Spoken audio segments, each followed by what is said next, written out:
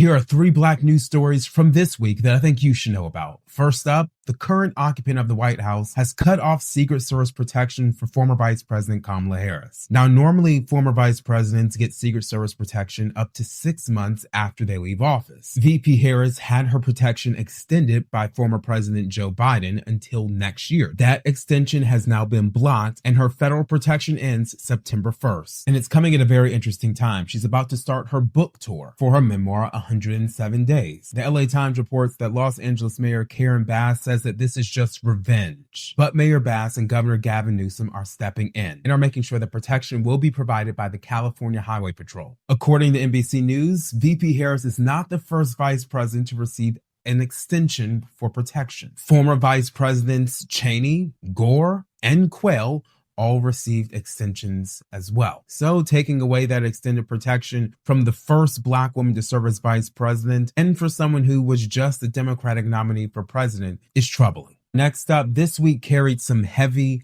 history. It's been 70 years since the murder of Emmett Till. He was only 14 years old, visiting his family in Mississippi in 1955. He was kidnapped from his uncle's house, then beaten, shot, and dumped into a river with a cotton gin band tied around his neck, all because of a lie. A white woman said that he whistled at her and tried to date her. This week, his family retraced his train ride from Chicago to Mississippi in an effort to make sure that his memory stays alive and that we never forget what happened.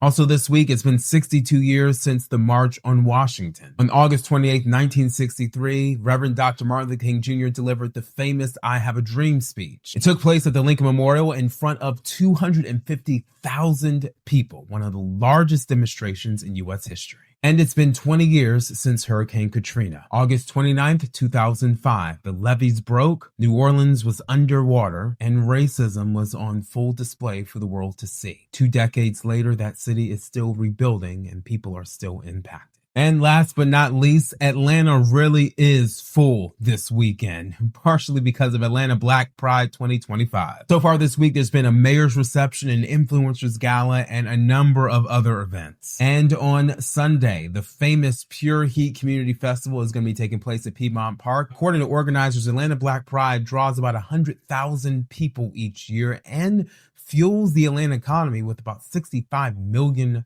Out of these 3 news stories, which one do you want me to take a deeper dive into one of my next videos? Let me know in the comments and make sure you stay locked in for more Black history and more